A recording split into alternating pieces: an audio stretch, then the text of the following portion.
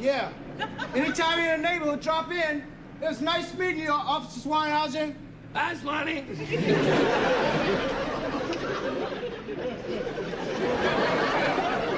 I'm about to have a heart attack in a minute. Oh, I can't make it, Lamont. It's the worst feeling I've ever had. Oh, my heart is just thumping so hard. This is a ridiculous time to have a heart attack. No, it ain't. Listen. Listen to me, would you? Now, we gotta sit down and we gotta figure this thing out. Now, we're not gonna solve nothing by panicking. We gotta figure it out and figure on the best thing to do. Then if you want to have a heart attack, it's all right. Well, the first thing we gotta do is get rid of it. I know we gotta get rid of it, but where?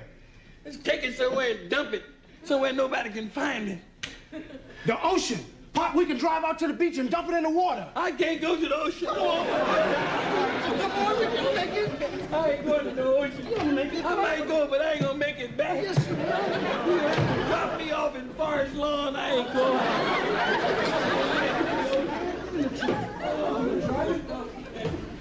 Listen, I'll buy you some aspirins on the way to the beach. I ain't gonna make it to the beach. Hey, Pop, I'm home. Where are you? I was fixing some lunch. What's up? Oh, nothing. I just picked up the truck. Hey, Pop, it looks pretty good. You can't even tell where you were hit. No kidding. Yeah, and we were lucky, too. I mean, the guy who owned that Cadillac offering to pay for the damages. He didn't have to do that, you know. I know that. You should let that be a lesson to you, Pop. Never go building up your hopes too high. Is that what I did? That's exactly what you did. Did you ever hear of overconfidence? Overconfidence. Was that with James Cagney? No, I'm talking about how somebody like Bubba can come in here with some dumb suggestion and you go overboard. Overboard. With Dennis Morgan and Ida Lupini. That was it. I saw that. See, Dennis Morgan was a jewel thief. Wait a minute, move over a little bit. See, Dennis Morgan was a jewel thief, and he had been trailing Ida Lupini because she had a lot of jewels. And they were on this big ocean liner. And he followed her all the way around, and he found out when she left her stateroom, and he went in there to steal her jewels. And she came back and caught him. Right there on the spot, he fell in love with her. And his was this big scene, the big love scene, when he said to her, I could never steal anything from you, you son of a gun. Then he hit her on the chin again. Boom. Like that. That's beautiful. Want to know how it ended? No. See?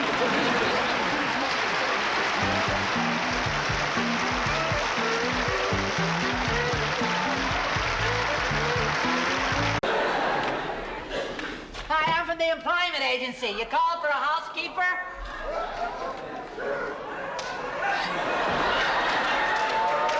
Excuse me for a moment.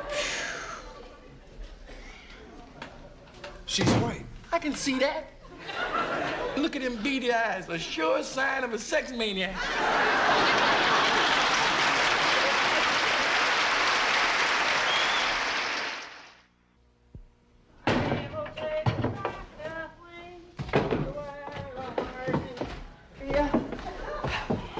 Well, I finished upstairs.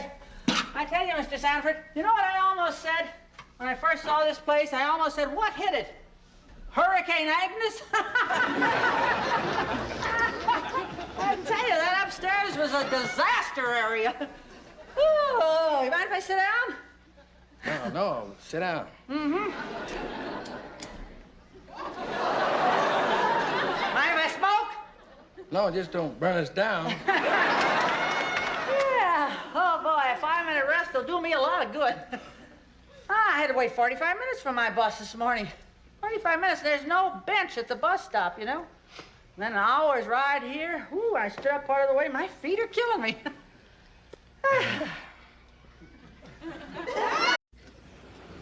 It sure is romantic. Just me and you and the sound of the ocean behind us. It's very nice. I love that rumbling sound.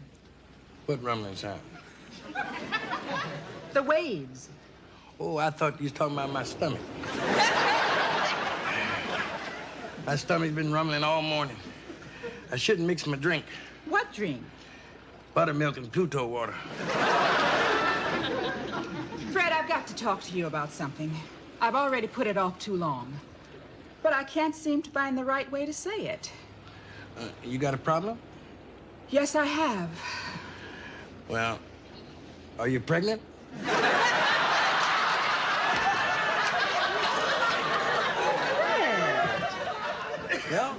If you ain't pregnant, what's the problem? Fred, how long have we been engaged? Oh, now I know what you're getting at. You want to know when we're going to get married? Right. I have an important decision to make. What kind of decision? Well, I have another marriage proposal. What? Do you remember Oscar Perkins? He's a patient I've worked for. Remember, I brought him to the house one night. That old invalid? You got to be kidding me. I'm not kidding, Fred. Osgood asked me to marry him. If I wanted to, I could marry him tomorrow morning. And bury him tomorrow evening. See, the preacher wouldn't even have to take his tuxedo off. Just marry him and bury him the same day. Fred, now this is not a joking matter. I was serious when I said I have to make a decision. I can't go on waiting. Okay. You won't have to wait. I made up my mind. You have? Yeah. Freddie, your steady is ready. Fred, do you mean it? You really do? Yeah. Oh, Fred.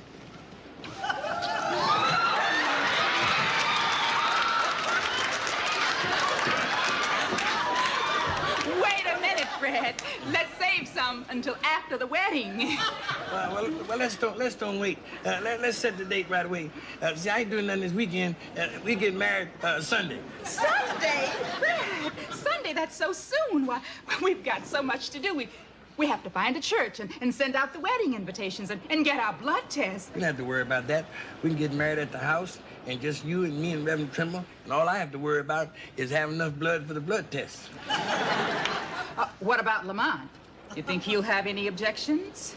I'll overrule any objections he might have, and I have 5 good reasons. 1, 2, 3, 4, 5.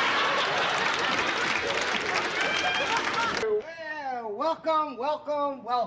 Good morning. Good morning. Now, where is it? Where's what? My check. Oh, all right. Here you go. You know, I can't wait till I get to be an old man like you. Well, goodbye, youngster.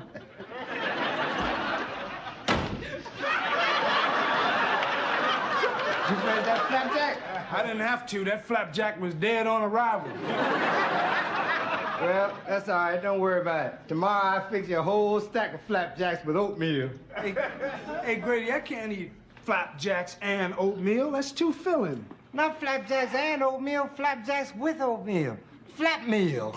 Is any mail in there for me? Well, now that depends. On what? On whether you're the occupant or the resident.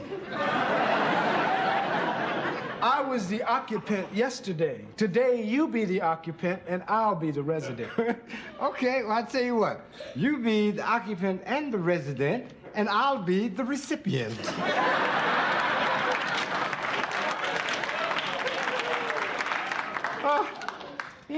Welcome.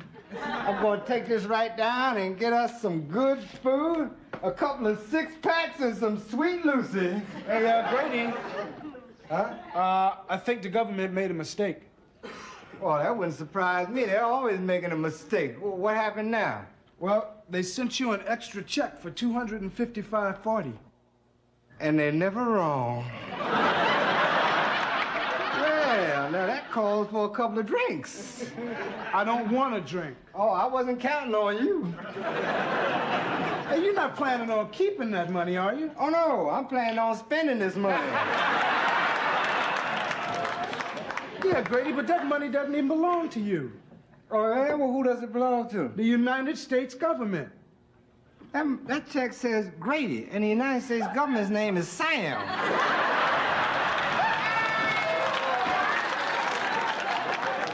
All right, so the government made a mistake. Our government never makes a mistake. And when they do, they got a whole system to cover them up.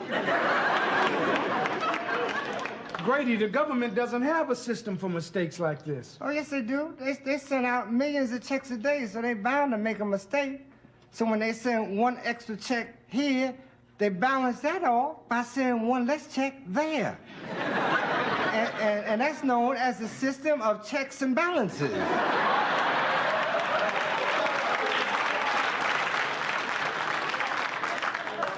So you see, this is one of the checks, and I intend to keep the balance. Grady, if you keep those checks, man, you're gonna land in jail. Oh, no, I won't, because I'm not going to keep these checks. I'm going to cash them, and right now. Oh, terrific. And what do you think the teller at the bank is gonna say when you hand her 2 checks from the government in the exact same amount? She's going to say, "Hi there, Lucky."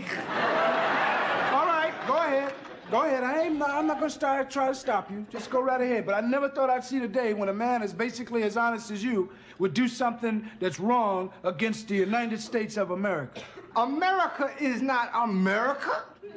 It's the people who live in America that make America America. America was just the name of the man who discovered us. And as a matter of fact, his last name wasn't America. It was Vespucci. The point is that it's the people that make this country what it is. Now, who are the people? You and me, that's who. So who's gonna send me to jail? You and me? Now, I don't know where you sending me, but I'm sending me to the bank.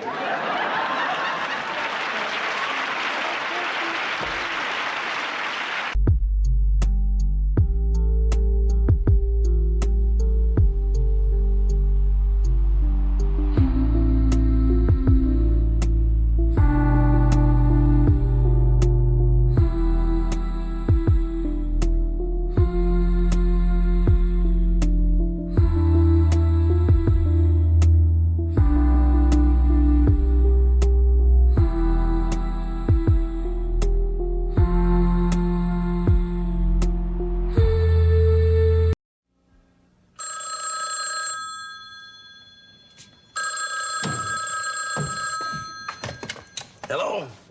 Fred's Escort Service and/or Junkyard. Oh, you saw my ad in the Los Angeles Sentinel? Yes, indeed. Uh-huh. We've got escorts. You can come take your pick. Give them a chance and they'll flick your bick.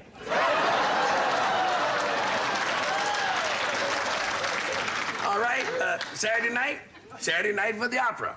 Pagliacci. Why not? You'll call back? I'll be here. Phone hasn't stopped ringing, son. Hutch is here.